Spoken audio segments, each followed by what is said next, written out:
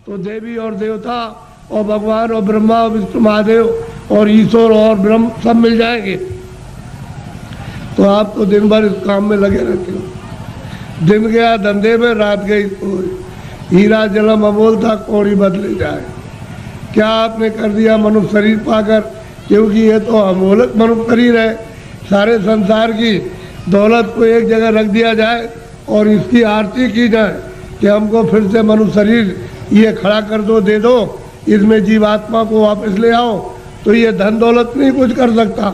ऐसा आपको सबको अमोलक मनुष्य शरीर दिया गया, चाहे किसी भी जात का हो, ब्राह्मण हो, क्षत्रिय हो, अर्जन हो, मुसलमान, ईसाई हो, भगवान के पाने का सबको ये अवसर दिया।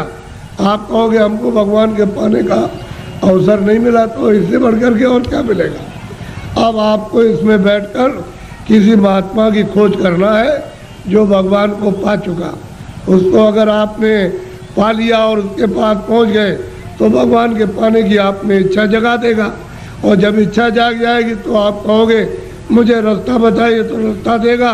फिर आप बैठ कर के मनुष्य रूपी इस मकान में फिर भजन करना। जब भजन करोगे तो तुम्हारी दिव्य आँख, ज्ञान चक्षु, तीसरा नेत्र खुलेगा। उस नेत्र से भगवान और देवी और देवता देखे जाते हैं।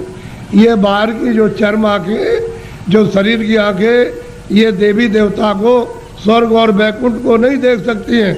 जब तुम्हारी अंदर की आँख खुल जाएगी वो उनको देखेगी, उससे मिलेगी और भगवान को देखेगी, तब बेड़ा पार, तब भवसागर से उतरोगे। ऐसे नहीं, मेरी तरफ बड़े ध्यान से देखो। ये दोनों आँखों के बीचों बीच में सब मनुष्यों में ये जीवात्मा बैठी हुई है। इधर देखो आप, ये दोनों आँखों के बीचों बीच में, तो ये शरीर के नाके के ऊपर बैठी है। उधर में स्वर्ग का नाका, इधर मनुष्य शरीर का नाका। तो जो आपको यहाँ बैठाया था और आपने ये कहा था कि जिसको पकड़ के आए उसको छोड़ना नहीं, तो आप सुख सुविधा में लग गए और ये संसार के ये काम ये करने लगे, ये देखने लगे, सुनने लगे और इन पर्दों को ये कहने लगे ये मेरा है, ये बच्चा मेरा है, खेती मेरी है, पेड़ मेरा और ये मेरा और ये मेरा। तो इस लोभ लालच में, मोह ममता में फंस गए, तो अंदर में मैल जमा हो गया। तो अंदर की तुम्हारी जो जीवात्मा की आँख थी एक, वो तो हो गई बंद। अब देखना बंद हो गया और सुनना बंद हो गया। तो दो आँखें तुम्हारी शरीर में और एक जीवात्मा में, तीन आँख हो गई। तीन तुम किताबों में देखो, उसमें लिखा हुआ है कि महात्माओं के पास जाओगे तब तीसरी आँख तुमको मिलेगी, और बिना महात्मा के गए हुए तीसरी आँख नहीं। और तीसरी आँख से स्वर्ग मिलेगा, वैकुंठ मिलेगा, ईश्वर का दर्शन होगा। इन चर्म आँखों से देवी देवताओं को आप नहीं देख सकते हो। फिर उन्होंने कहा कि भाई देखो ये जीवात्मा बैठी है, उसमें एक कान है और शरीर में दो कान, तो बाहर के कान बाहर की आवाज़ सुनते और जीवात्मा का कान भगवान की आवाज़ को सुनेगा। तो तुम्हारे घट घट में, मनुष्य रूपी मकान में घंटे और घड़ियाल, आरती, पूजा 24 घंटे हो रही है।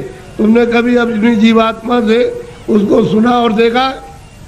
सो रहे हो। ऐसे ही चले जाओगे, न तो ये जमीन जाएगी, न ये बच्चे जाएंगे, न तुमने सोना चांदी जमा किया वो जाएगा, न कपड़े जाएंगे, ये कुछ भी नहीं, सब छोड़ के और तुमको यहाँ से निकाल कर इसी मकान को उठा करके वहाँ जंगल में ले जा कर के शमशान में पहुँचा के जला देंगे। क्या आपके साथ जाएगा? क्या ले आए थे आप? कुछ नहीं, अकेले आए थे। जब जाने लगोगे तो अकेले जाओगे। लेकिन इस माया में, इसमें ऐसे जड़ माया में फंस गए हो कि तुमको अपना होश ही नहीं है कि मैं किस रास्ते से आया हूँ, कैसे वापस जाऊँगा, रास्ता भूल गए। अब महात्मा महापुरुषों की जरूरत है कि वो रास्ता बताए। बिना उनके रास्ता बताए हुए जो जानता है वही रास्ता मनुष्य रूपी मकान में बताएगा। और तुम्हारा ये जो दिल है, ये हृदय जो कूड़ा कचरा पाप और पुण्य का यहाँ भरा, यहाँ नहीं, यहाँ कूड़ा कचरा नहीं है, ये सब यहाँ पर भरा हुआ, उसको महापुरुष साफ करेंगे। और फिर जब सफाई कर देंगे तो मन और बुद्धि और चित्त तुम्हारा निर्मल हो जाएगा। तो जीवात्मा जब साफ होगी तो आँख खुल जाएगी, कान भी खुल जाएंगे, सुनने भी लगना और देखने भी लगना। जब दिखाई देगा तो देवी देवताओं से मिलना भी, उनसे बात भी करना, और जो उसका रचने वाला जो है, जिसने ये सब कुछ बनाया, उस ईश्वर का भी दर्शन साक्षात्कार होगा। लेकिन तुम्हारे मनुष्य रूपी मंदिर में ही उसका घाट है, उसके पास जाने का। ये असली मंदिर है, ये मनुष्य मंदिर है। इसी को जिस्मानी मस्जिद कहते हैं, इसी बॉडी को कहते हैं चर्च। इसमें जीवात्मा बैठी हुई, और जीवात्मा चेतन है, शरीर जड़ है, इसमें आकर के फंस गई।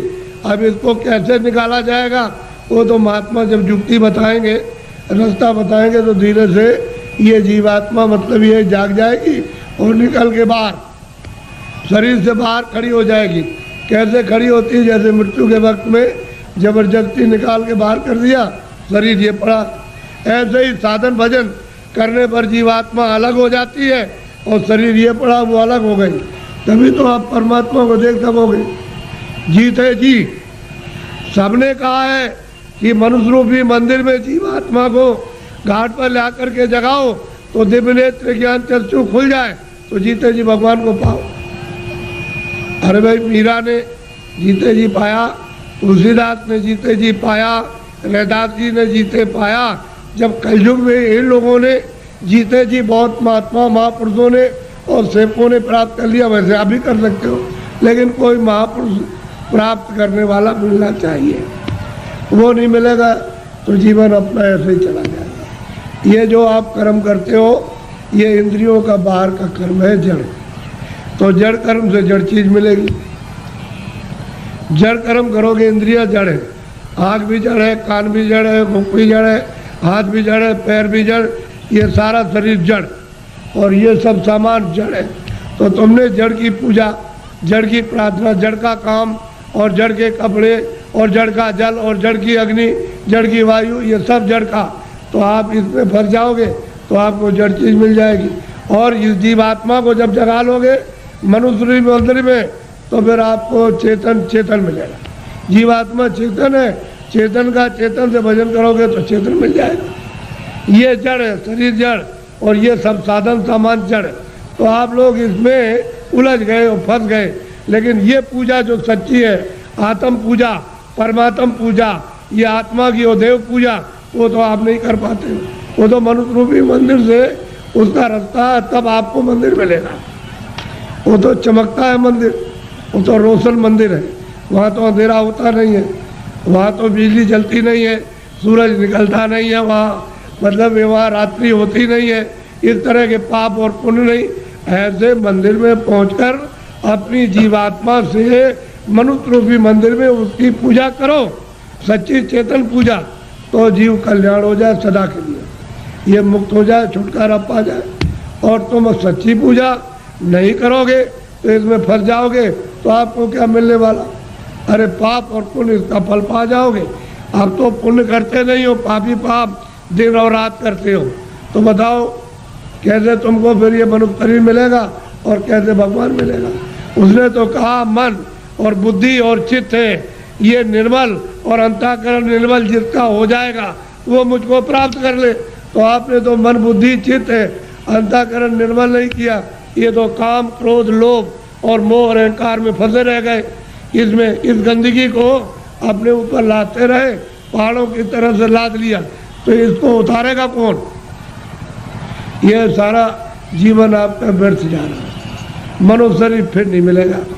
चार खाने बनाइए, पशु योनि, पंछी योनि, कीड़ों की योनि, थल की योनि, इसमें से निकाल के उसमें बंद कर देगा। तो कभी कुत्ते की योनि में, कभी बिल्ली की योनि में, कभी चूहे की योनि में, कभी गाय की योनि में, कभी शेर की योनि में, कभी मछली की योनि में, और कभी मगर की योनि में, कभी जीव जंतुओं में, इसमें बंद कर देगा। और अपना कर्जा जो आपने लाद लिया उसके देश में, वो लेना देना पड़ेगा। ये कर्जा का देश है बच्चा, ये देश अपने घर में जाने का नहीं है। कर्जा ले और दे, कर्जा ले, कर्जा तुम ले लोगे तो मैं ब्याज के उसको चुकाना, और आप चुका नहीं सकते हो। तो कर्म कर्जा है, जो पाप पुण्य करते हो यही पर देना आपको, यही आपको जन्म लेना, यही मरना। इससे छुटकारा इस जीव का नहीं हो सकता। और जब जब मनुष्य शरीर मिला तब तब आपने बर्बाद कर दिया, अब की बिना उसको भी ऐसे ही गवाए देते हो। ये फिर शरीर मिलेगा? अब की बार हाथ से चला गया तो ये गांव आपको, ये बच्चे आपको, ये सब कुछ देखने को आपको नहीं मिलेगा। वो दूसरी योनि में कई जंगल में बंद कर देगा, वहाँ करोड़ों वर्षों तक भटकते रहो, रोते चिल्लाते रहो उस दुख और दर्द में। कौन सुनवाई करेगा? और नरकों में भेज दिया तो वहाँ कितने नाम के नरक हैं, उसमें सजाएं देगा, वहाँ से लौट के आ नहीं सकते हो। इस मनुष्य शरीर को सार्थक करो। किसी महात्मा की खोज करके उससे पूछो भगवान के मिलने का कौन सा रास्ता है, तो जो जानता होगा रास्ता तुमको मनुष्य शरीर में बताएगा। फिर घर में आके दिन में खेती करो, दुकान और दफ्तर का काम करो, शाम को बच्चों की सेवा करो और 1 घंटे का समय लगाकर मनुष्य रूपी मंदिर में सच्चे भगवान का अपनी जीवात्मा से भजन, तब वो परमात्मा मिलेगा जीते जी। मरने के बाद बच्चा मिलने वाला नहीं है। तुम ये सोचते हो कि मेरे लोग पीछे के चले गए वो स्वर्ग चले गए, उनकी कोई चिट्ठी पत्री तुम्हारे पास में आई है कि मैं स्वर्ग में पहुंच गया हूँ और तुम यहाँ बैठे हुए हो स्वर्ग के दरवाजे पर, और तुमको भी पता नहीं स्वर्ग क्या चीज़ है। अरे दरवाजे पे बैठे हो, इधर मनुष्य शरीर का दरवाजा, उधर स्वर्ग का दरवाजा, और मनुष्य शरीर में बैठ करके स्वर्ग में नहीं जा सकते हो तो मरने के बाद पहुंच जाओगे। उनकी तो कोई चिट्ठी पत्री नहीं आई कि मैं यहाँ पहुंच गया हूँ, तुम भी चले आना, तुम भी चले आओगे। और न तुम जानते हो कि मेरे जाने वाले घर के कहाँ गए, उसका पता तुमको नहीं है। इसलिए मनुष्य शरीर के द्वारा अगर तुम पहुंच गए स्वर्ग में तो पहुंच गए, और ऊपर चले गए तो चले गए, और नहीं पहुंचे तो स्वर्ग जाने वाले मरने की बात नहीं हो। इसलिए खोज करो कि मनुष्य मंदिर है, ये असली मंदिर में घंटे घड़ियाल 2400 घंटे परमात्मा के बज रहे। लेकिन तुम्हारी अगर आँख बंद हो जाए, कान बंद हो जाए तो बाहर से न तो सुनाई देगा न दिखाई देगा। इसी तरह से तुम्हारी अंदर की दिव्य आँख और दिव्य कान तुम्हारे बंद हो गए तो सुनाई और दिखाई नहीं देता।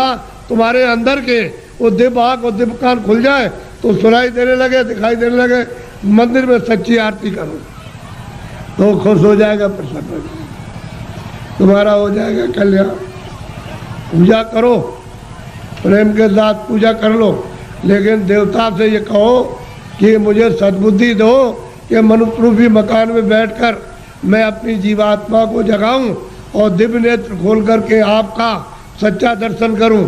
ये ठीक। और मांगो कि कोई महात्मा जानने वाले मिल जाए जो वहाँ तक पहुँचे हो देवी देवताओं के पास और उस परमात्मा के पास, और वो हमको रास्ता बता दे और उनकी कृपा से और दया से रास्ता पा जाए हम आपके पास और भगवान के पास पहुँच जाए।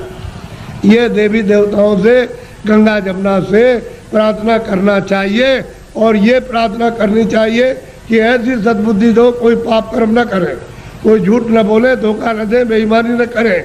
जितना भी काम करे नेक काम करे, अच्छा काम करे, पुण्य का काम करे, किसी को सताए नहीं, किसी को मारे नहीं, कि घर में किसी के खेत में चोरी न करे।